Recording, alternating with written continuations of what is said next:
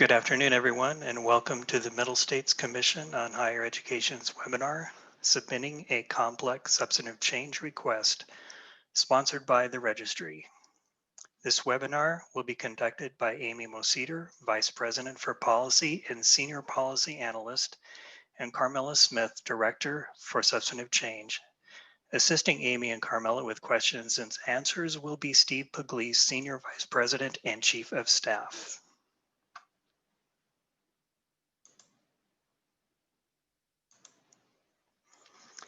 We would like to remind everyone that this presentation remains the property of the Commission, and if you have specific questions related to your institution, you should reach out to your Commission VP liaison. Also note that this presentation is being recorded, and we will be sharing this recording through our website and our YouTube channel. At this time, we would like to ask everyone to please turn off their video throughout this presentation. Also note that we have closed captioning and ASL interpreters available. Please search for ASL interpreter and pin this to your video. If you wish to submit questions during the webinar, please do so using the chat function at the bottom of your window.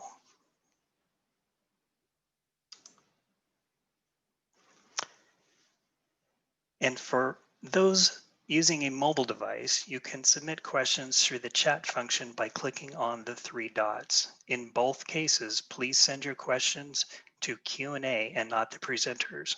We will try to answer as many questions as time permits.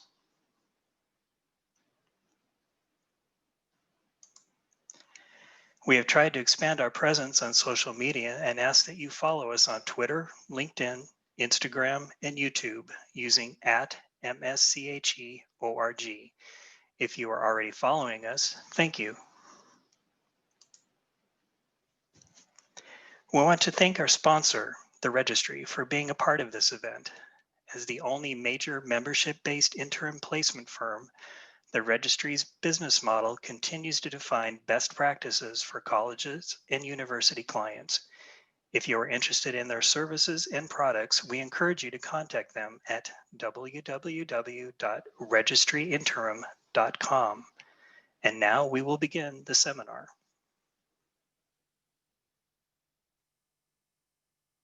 On behalf of the Middle States Commission on Higher Education, Amy and I would like to welcome you. Thank you for joining us on a Friday afternoon to talk about one of your favorite topics, substantive change, specifically complex substantive change. I will begin the discussion with a brief overview of the substantive change process. Then I will go over how the Commission defines complex substantive change. Amy will then describe the major components of the complex substantive change review process, from early notification to the complex substantive change preliminary review form, the request form, and ending with the Commission review in action. She will then go over some of the terminology and types of transactions associated with the complex substantive change. It will conclude with a summary of key takeaways. And lastly, we will respond to your questions. The learning objectives for this afternoon are to understand the purpose of the complex substantive change preliminary review form, understand the submission process and timeline for review and action by the Commission, and finally, understand the terminology and types of transactions related to complex substantive change. Let's start with what is substantive change and why is it required? Certain types of institutional change are considered substantive under the United States Department of Education's regulations. These changes require Commission review of a substantive change request and action prior to implementation. The changes are not included in the institution's scope of candidate or accreditation status.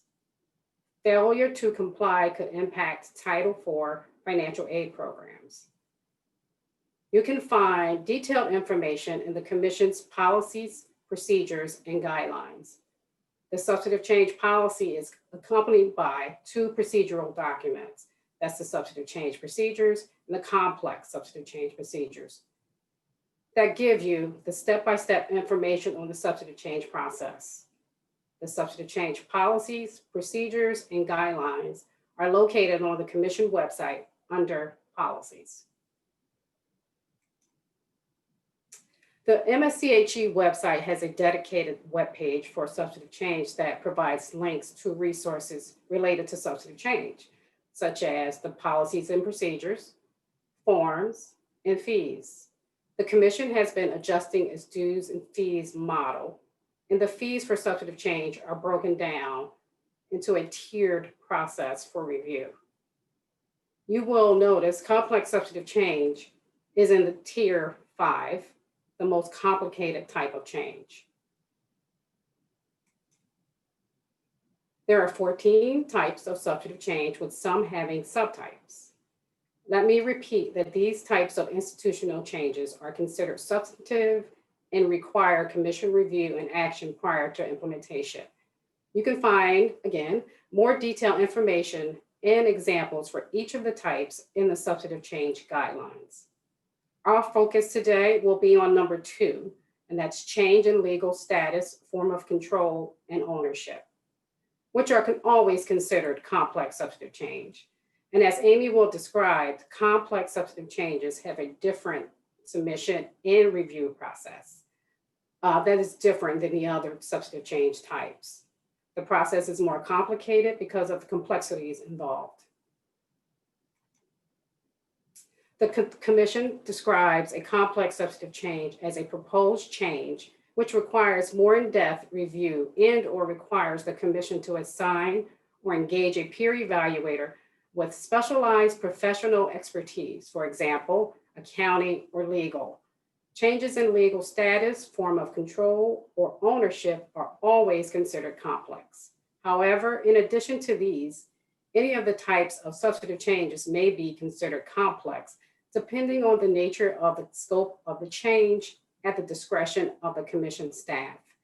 Examples include, but are limited to, a change in the status of multiple locations, multiple types of changes that are submitted simultaneously, and some institutional closures. I will now turn it over to Amy to talk about the complex substantive change process. Thank you. Thank you, Carmela. This is a graphic of the overall complex substantive change process with 4 major components. I will go through these components and we'll revisit this graphic later in the presentation. Overall, the Commission's review can take a year from the time the request form is submitted. The institution will notify the designated Commission VP liaison as soon as it is aware of a potential institutional change that may meet the definition of a complex sub-change. This notification should occur as early in the planning process as possible, and it may occur informally, that is through phone call or email. Sometimes the institution is not sure if the change is a complex sub-change. The VP can provide preliminary advice to the institution about whether or not a proposed change is considered complex. The VP will provide the institution with relevant policies, procedures, guidelines, and a link to the complex substantive change preliminary review form. The institution should establish good communication with the VP and notify them at any time along the way of revisions or amendments to a complex sub-change. So let the VP know if an expected arrangement falls through, changes direction, or you decide not to continue. So our first polling question is, when should institutions contact the Commission staff liaison about a complex sub-change? So please select your answer from the following: as soon as possible, at least 3 months before the proposed start date, or after the complex sub-change is implemented.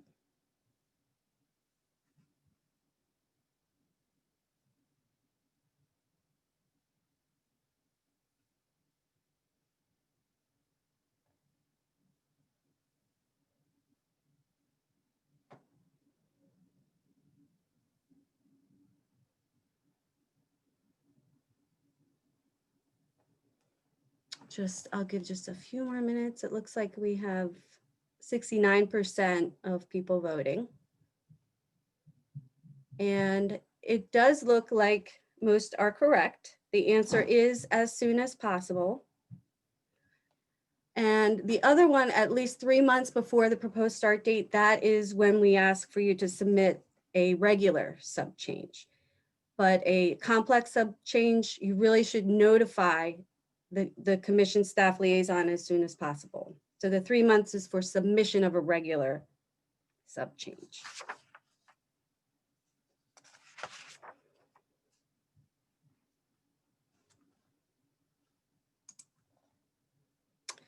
The preliminary review form is a very important component in the review. And this presentation will largely focus on explaining the different sections of this form and providing you with examples and practical advice. The preliminary review form is available on the MSCHE website, and it must be submitted first. So you will find it under number 2 in the types of substantive change and requests form, as shown on this slide. The preliminary review form is first reviewed by the VP, and this form provides us with critical information so that we can understand the potential change. It is a preliminary form, and so it should be done as soon as possible after the early notification. You should provide as much information as is currently available. One purpose of the preliminary form is to shape and inform the rest of the review. The policy unit will also review the preliminary form and will request legal review if necessary. So we will be able to make recommendations to the institution to adjust or refine the plan to minimize problems. And legal review focuses on the legal documents and specific legal questions. The VP will provide written feedback and guidance to the institution for the subsequent submission of the sub-change request form. In addition to this feedback, the VP will develop a preliminary schedule for the accreditation decision-making process.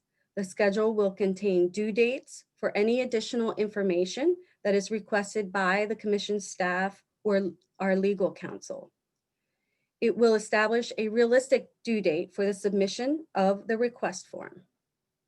This will depend on progress that has been made on due diligence, formation of legal documents or agreements, exploratory studies, or other project milestones that are relevant for the type of transaction. Typically, the institution needs some time to work on these things prior to submitting the request form. And this process is important for the institution to begin to think through and plan for a transition. We have heard from institutions that the process of submitting the preliminary form has assisted with planning and developing a scenario and cohesive vision for the project.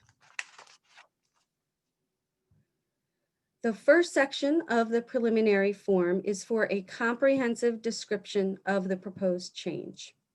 Again, we ask for you to provide as much information as is currently available. The form does ask about the specific type of transaction, which we will discuss in more detail later. It also asks you to identify if any additional substantive changes are related. We sometimes see the opening and closing of branch campuses or a change in mission that are related to a complex sub-change, and they must be approved also. The needs analysis should describe how the need for the project was identified, including the types of activities that were used to collect information.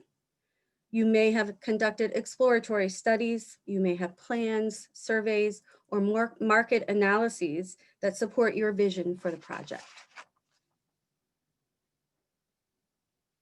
The institution should begin to sketch out a preliminary timeline for the implementation of the proposed substantive change, identifying critical milestones that the institution must complete.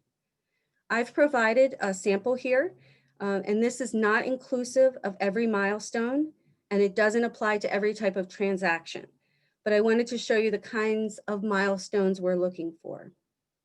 You can use a simple table as provided here, or add another column to provide more detail. You could also use a more graphic format or a project or Gantt chart. The purpose is to think through a potential timeline of events for the institution. So most people have an anticipated final transaction date in mind, and they work backward from that date to develop the timeline. So this should be a realistic timeline for the project, and again, should include major milestones that the institution needs to complete to implement the project. It will help to be aware of the legal documents that may be required for the type of transaction and account for the drafting, negotiations, and development of those documents. Account for communications checkpoints and necessary approvals from the state or reviews related to financial aid. Think about any teach-out requirements. As with any project, a good timeline is a tremendous asset to the process. The timeline will most certainly change as the transaction evolves, and we are aware of that. The timeline can be updated in the subsequent submission of the request form and by notifying the VP. This preliminary information helps the VP to develop a schedule for the accreditation decision-making process, and we will talk about that a little bit later.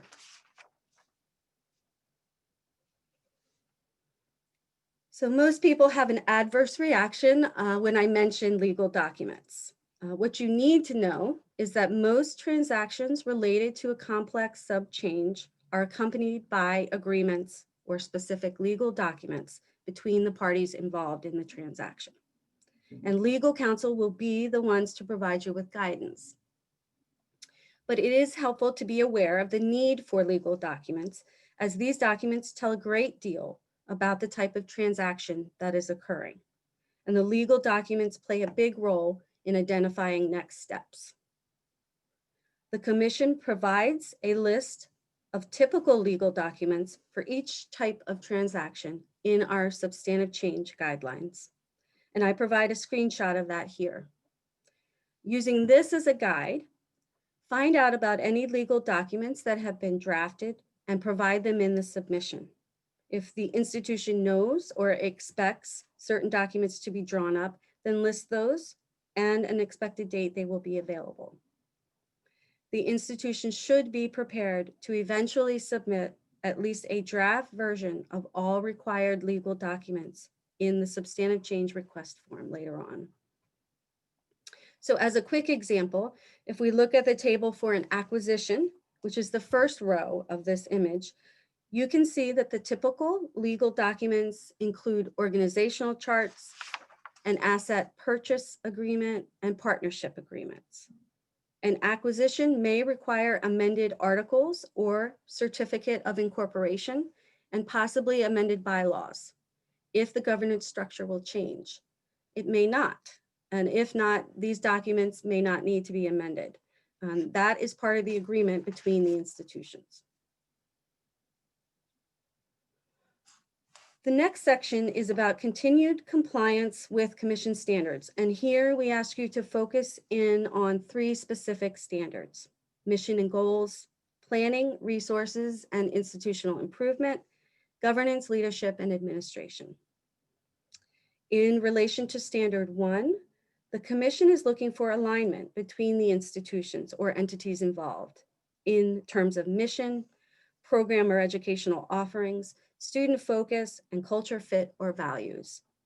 This does not mean that only like institutions can undergo a complex sub-change, but there should be good justification for the partnership and a vision for the project. In relation to standard 6, the institution will provide an analytical narrative assessing the financial implications of the change. The primary purpose here is to assess the financial viability of the change and see how the finances will look combined. A pro forma is a document that is commonly used for this purpose.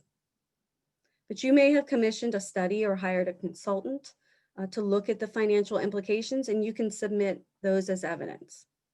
Even though member institutions would submit separate preliminary forms, the same combined pro forma or joint evidence can be submitted by both institutions as appropriate. In relation to Standard 7, the preliminary review form asks the institution to describe how the complex substantive change might impact the control, ownership, or governance of the institution, including any changes in the institution's governance structure or governing body. So you will need to provide the institution's existing governance documents, such as articles or certificates of incorporation, bylaws, or other founding documents. These are critical to the Commission's review in understanding how the institution is structured and the kinds of changes that are permitted to occur under those founding documents. At this point, begin to think about how the governance structure will be changed and what kinds of changes to the founding documents will need to be made. These kinds of changes can take time and will require legal guidance. If changes occur, you can describe them in the sub-change request form that you will submit later on. You will be required to submit any amended governance documents. The form asks for a preliminary organizational chart or diagram that depicts these changes and lays out the scenario you are proposing. A diagram is one of the most helpful ways to explain how the governance structure will change. This particular diagram on the slide depicts an acquisition of a nonprofit institution by another nonprofit. The first column shows the existing structure. The second column shows some steps that will occur in the process to reach the final structure, which is shown in the far right column.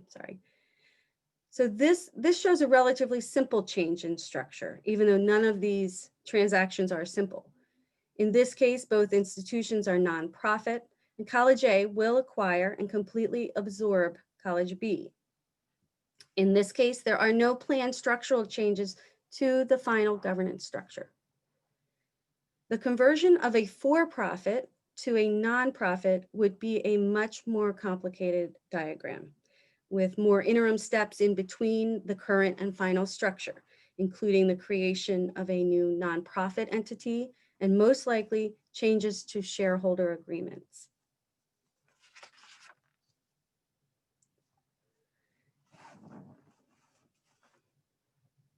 So related to governance, it is very important to identify all parties in the transaction and provide information on how the parties are structured, the type of ownership, and their accreditation status. This can provide the Commission with critical information about any major issues related to each member's accreditation or the transfer of accreditation. In some cases, member institutions have a related entity, which could be a corporate parent, system administration or board, religious sponsor, funding partner, or any other entity that can affect decisions related to accreditation. In this section, you should include any related entity, and there are additional questions about the role of the related entity in the transaction. So if you have a related entity, this is something you can talk more about with your VP. At this point in the process, research and explore what other approvals will be necessary and provide that information in this section. You will need to provide evidence and documentation of all required approvals. If they are not yet obtained, please provide them when they are available. The Commission will request follow-up information until they are submitted. An example here is the Board of Trustees' approval of the transaction or any approvals required by a system if your institution is part of a system. Research and describe any state or other government agency requirements for this transaction. An institution that will cease to exist legally because of the transaction usually must at least notify the state, or they could be required to dissolve its degree granting authority. Also think about branch campuses and additional locations that may be in other states. Federal approvals may be required for some transaction types. For example, in a conversion from a for-profit to a nonprofit, the IRS must approve the institution's 501c3 status. A change in ownership usually has an impact on Title IV, and at this point, you should begin to talk to the Office of Federal Student Aid. In some cases, the institution can apply for a pre-acquisition review with the United States Department of Education. And that review is designed to minimize disruption to Title IV funding. And the Office of Federal Student Aid can provide information and guidance about this process. It is very important that you provide proper disclosures and make the certifications required. If any of these apply, provide adequate information and documentation to detail the facts. The preliminary form should be signed by the Chief Executive Officer, the board chair, and the proposed new owner, if applicable. It does not need to be signed by another member institution since they are submitting their own form. The institution may submit the preliminary review form at any time during the year. Right now, the preliminary form should be emailed to the VP. We are working on the portal, and we will be able to provide the ability to upload this form in the future. I mentioned earlier that the VP reviews the preliminary form and develops a schedule. This is a template of that schedule. I've pulled out the schedule for the first component in this enlarged image, and this is the review of the preliminary form. The schedule for review will time out the next stages of the review to ensure that all steps in the multi-level accreditation decision-making process occur. I know this schedule is hard to see, but I think that helps to emphasize that there are many steps that need to be accounted for, and each schedule is unique depending on the scenario. This schedule will provide a due date for the Substantive Change Request Form, which is the next major component of the process. The VP will share this schedule with the institution, and it will be used as a guide for the rest of the process. So here we have another polling question. When should the institution submit the complex substantive change preliminary review form? Your choices are before the complex substantive change form is submitted or after the substantive change request form is submitted. We'll allow some time.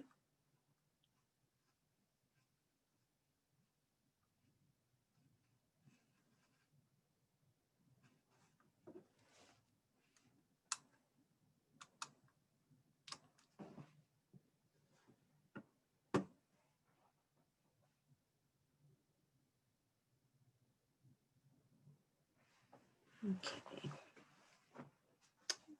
All right, we're hanging at around 60% of participants voting, and 93% of you are saying before the complex change request form is submitted, and that is correct. So again, this preliminary form helps to identify big questions early on, and it will shape the timing and schedule of the rest of the review.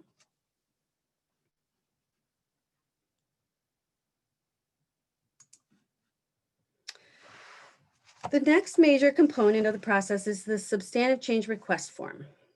And this form for number 2, change in legal status, form of control or ownership, can be found on the Commission's website.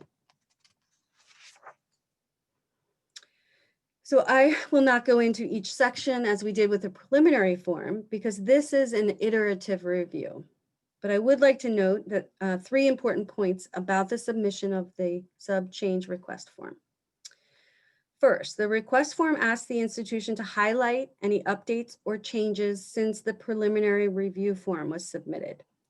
So describe those changes clearly and draw direct parallels to the information submitted before. This is very, very helpful for review by commission staff and peers. And don't forget to update the diagram of the changes to the governance structure.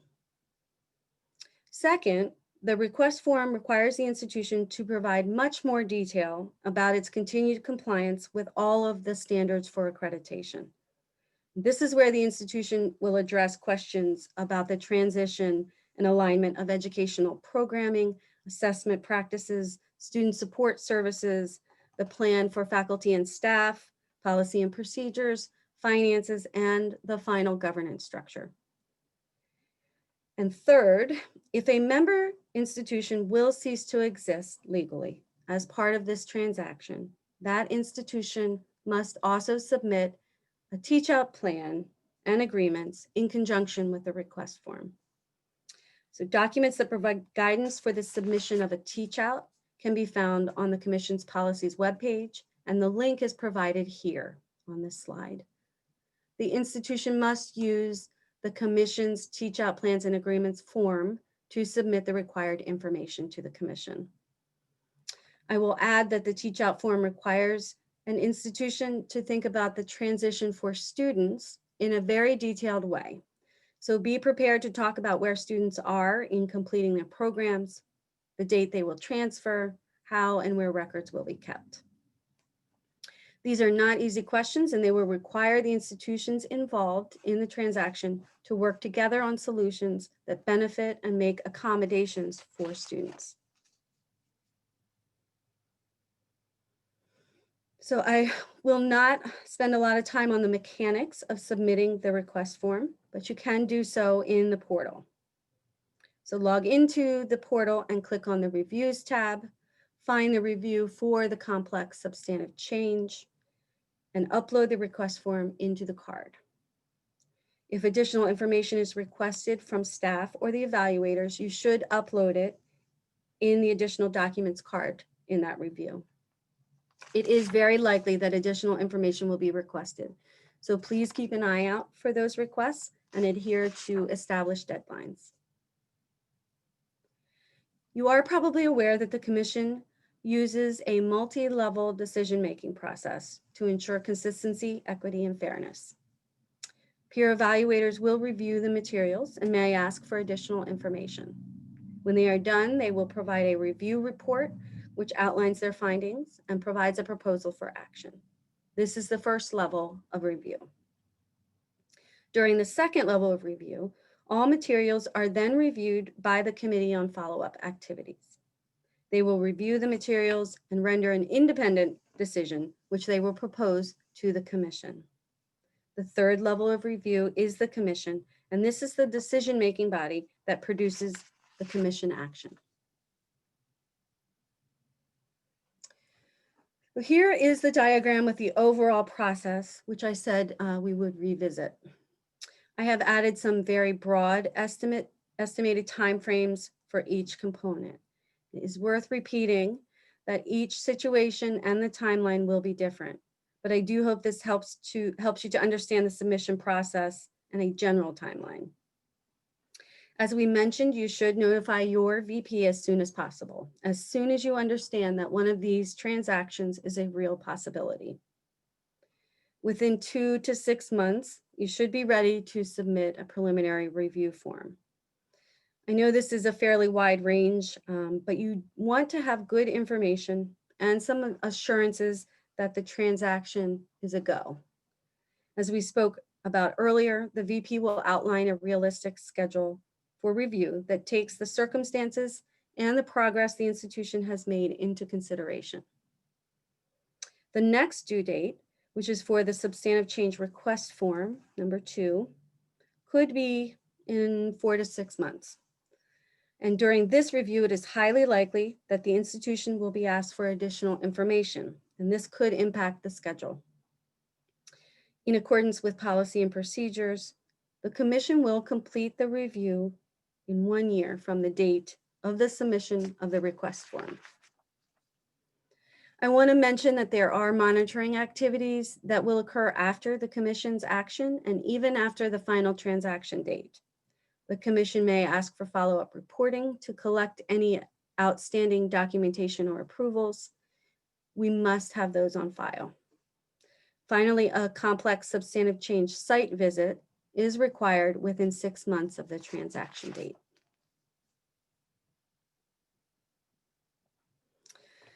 So we know that all of this legal terminology is confusing, and it is not easy to distinguish the types of transaction. Is it a merger? Is it a consolidation? I hear that question a lot.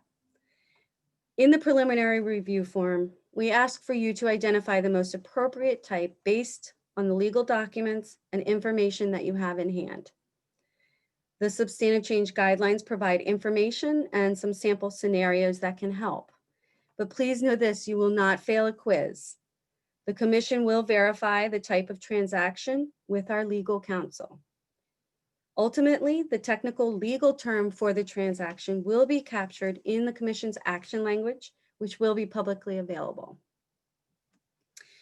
What is important for you to understand is that each of these transactions is a legal transaction or a series of legal transactions. Being aware of this can help with creating a plan, setting a schedule, and accomplishing milestones. We understand that many of these terms are politically charged, and from an institutional perspective, there is a public relations component. So an important step for the institution is to develop an appropriate communication strategy that conveys necessary information to your constituencies. The commission asks that you are aware of the technical nature of these transactions and that you provide accurate information. So there are 12 subtypes or types of transactions under number 2, change in legal status, form of control or ownership. And you can find more detailed information and examples for each of these subtypes in the subchange guidelines. So the more common types of transactions that the commission sees are 1, the acquisition of the institution, 2, acquisition by the institution of another educational entity, 3, a merger with another institution or legal combination of 2 entities with only 1 entity surviving, a consolidation with another institution. And this may take various forms, including a consolidation of assets or liabilities that is not in the form of a merger. 5, that's the transfer of, it's number 10, transfer of substantially all of the educational business of an institution, including a transfer through a joint venture or other contractual arrangement, and a change in legal status as a for-profit, nonprofit, or public institution. This is commonly referred to as tax status, and we have had a few conversions from for-profit to nonprofit. At this time, we are going to present a brief scenario and ask you to identify or guess the type of transaction. So the scenario is that 2 institutions will combine into 1 institution. So please select one of the following answers. This is a merger, or this is a consolidation.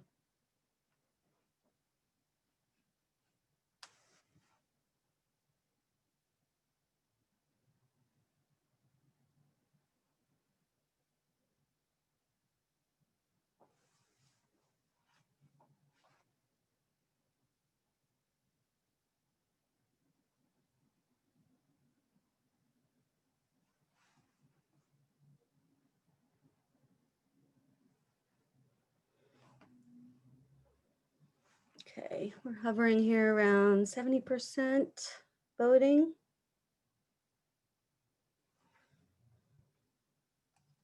That looks like it's staying right there. All right. So to those of you who selected a merger, you are correct. 78% of you selected merger. Very good. The description of a merger is a legal combination of 2 entities with only 1 entity surviving. So we have one more scenario.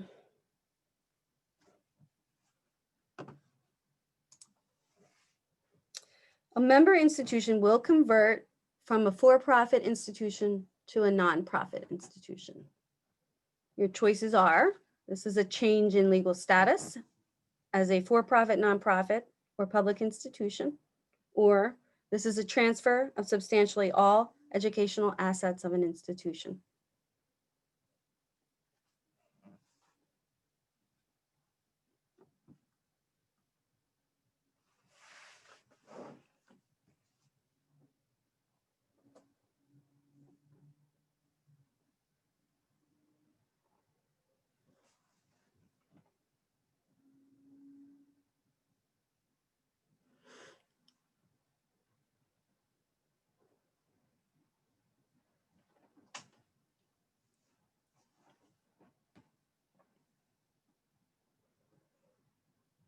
Okay, again, we're around 70% voting, and 92% of you say that this is a change in legal status as a for-profit, nonprofit, or public institution, and that is correct.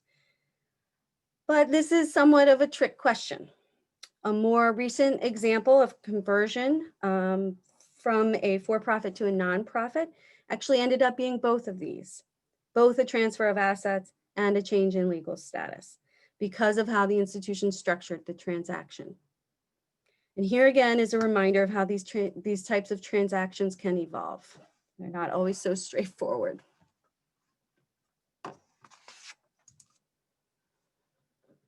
So I'd like to conclude this presentation with a summary of a few key takeaways. Familiarize yourself with the MSCHE Substantive Change website and the documents related to complex subchange. Submit the preliminary review form as soon as possible before the submission of the request form. Understand that the type of transaction may evolve and change. The Commission's action will capture the final legal terminology to accurately reflect the transaction. Understand that the VP will develop a preliminary schedule with deadlines and due dates. This is an iterative review. You can highlight any revisions, updates, or changes in the substantive change request form. And you will continue to refine how you will implement the transition in alignment with Commission standards and requirements. The timeline for the overall process is dependent on the type of transaction and the steps that need to occur. It can take 1 year. And then expect ongoing monitoring activities. The institution must submit any outstanding documentation or required approvals. And finally, a complex substantive change site visit is required within 6 months of the final transaction date. So now we have some time to answer your questions. And as a quick reminder, you can find the chat at the bottom of your window or on a mobile device with the 3 dots. So thank you, Carmela and Amy. During your presentation, we did receive some questions that came into myself through the chat. So the first question that did come in is, if 3 institutions are coming together in consolidation, does each submit a preliminary review form, and does each submit a complex substantive change form? Yes, they each need to submit their own form. And there are a lot of reasons for that. But one is that the perspective is different. If you are the institution being absorbed, it's different for you. You will have different transactions. You may need to do the teach out, and your description will be different. Okay, thank you. Another question that came in, at what point does Middle States make the request public? Not until the final action. So these are confidential with the Commission throughout the entire process, as any process with us is. But even the submission of the preliminary review form is fully confidential. Thank you. Carmela, I don't know if you could go back to slide 34 in the presentation deck.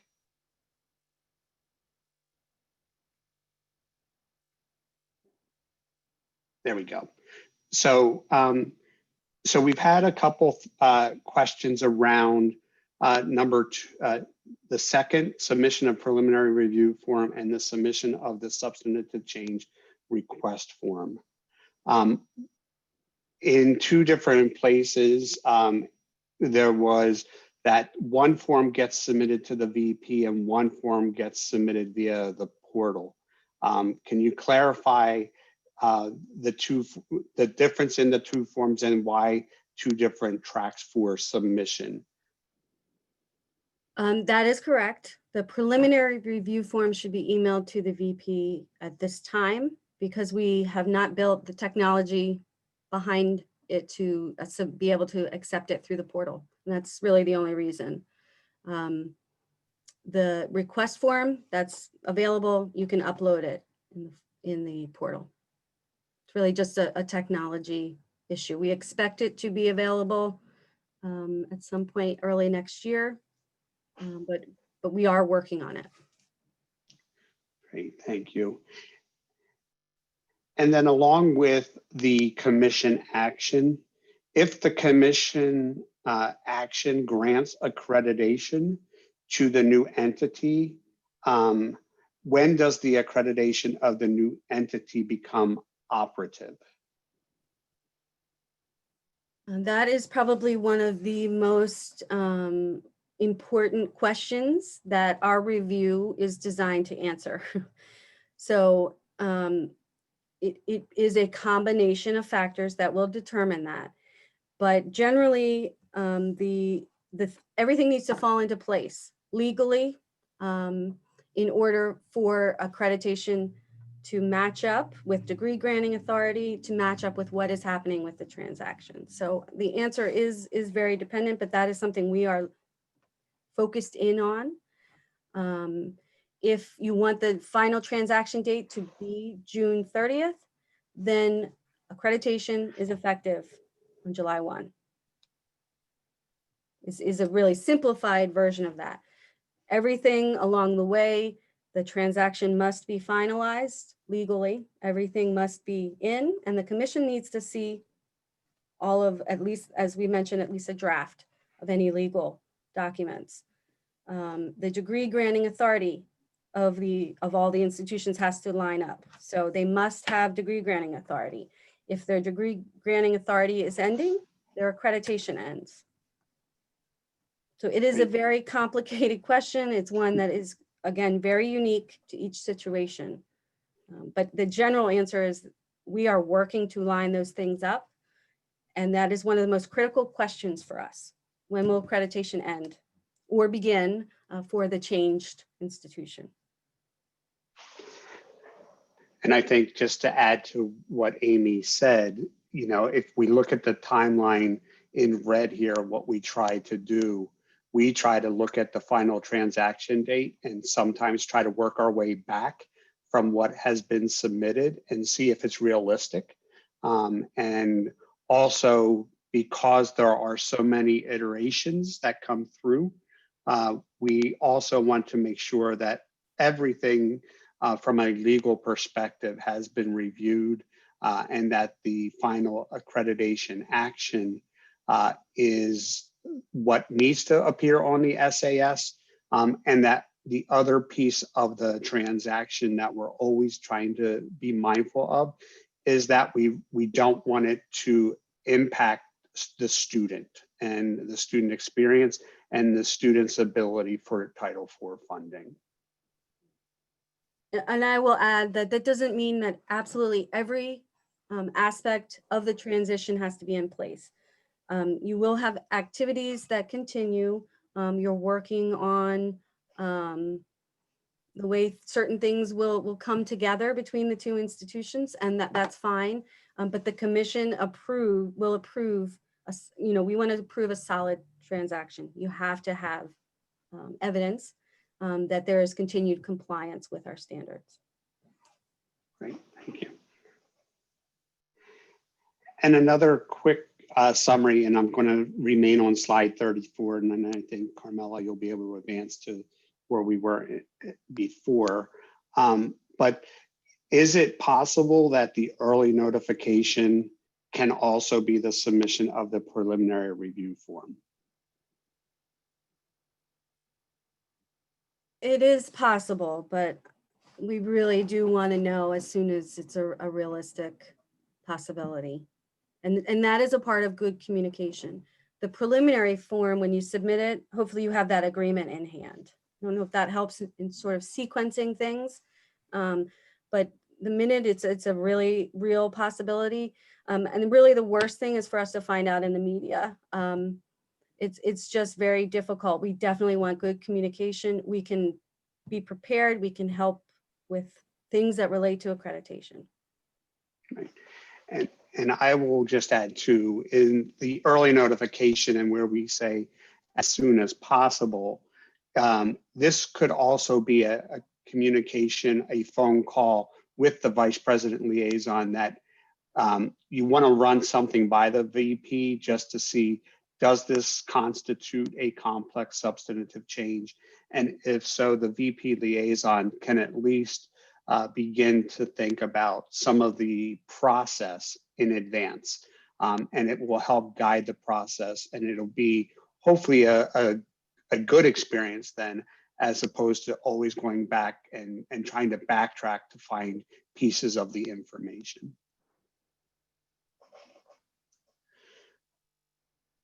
So on slide 26, we had a line for on the federal approvals. That is not on the preliminary or complex sub-change form. Has that been changed, and who should we talk to regarding Title IV funding? This is a screenshot, so from that document, but I will check that, and it should be in the form. So if it's not, it will be. The commission does not provide guidance and advice about Title IV. Now we do our best to tie everything together in a comprehensive way, but you really do need to contact the Office of Student, I think it's Federal Student Aid, Office of Federal Student Aid. And I would also say that if you know that you're having these types of conversations, I always feel that one of the constituents that you want to have in the conversation on the campuses are your director of financial aid or your registrar, because those two areas I know typically have the conduits to the information. All right. So at this point, I am seeing no additional questions in the queue here. So Carmela, I don't know if you would like to scroll to the slide that said Q&A. We'll give everybody 30 seconds if there was something else that you want to add in here real quick.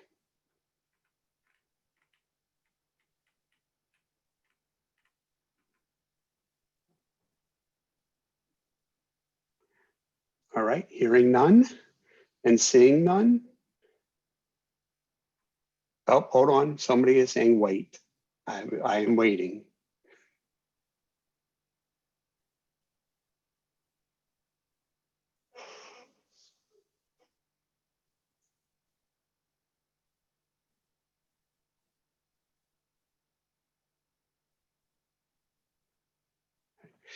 Okay, so if there is a merger, what if the two institutions are accredited by two different, what used to be regional accreditors and now are institutional accreditors?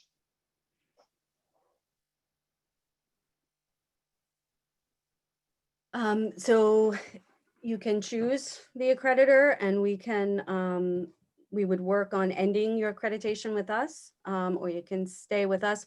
Again, that's part of the review. We'd want to look at any legal requirements before, so it's very difficult to give a definitive answer to that, but I think it's going to depend a lot on the state. It's going to depend a lot on programmatic type of things. So the answer is we really need to look at a preliminary review form with a really comprehensive description and see how the structure and scenario you're proposing is laid out. And I would just add that you would, if the other institution that's accredited through the other agency, they may have to do some work from that end as well. So they need to make sure they're in contact with that other. And they would need to meet our standards. Now, I don't think there's anything preventing you from being accredited by both continuing. But if that's part of your choice and part of the situation that's evolving and how you want it structured, then those things need to be looked at from a compliance perspective, as well as some legal implications, I think there will be. Okay, so we will end the Q&A here. We do know that we will wrap up the presentation, so I will turn it back over to, I believe, KJ.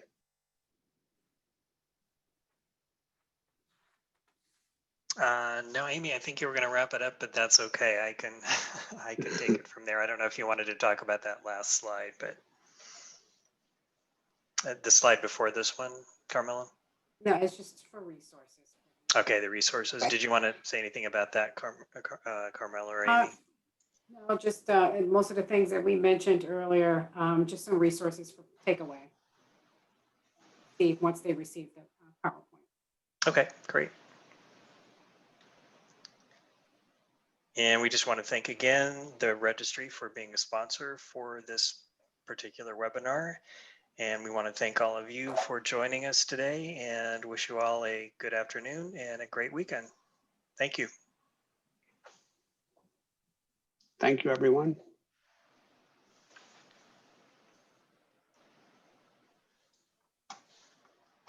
We'll be getting the slides and a copy of the recording.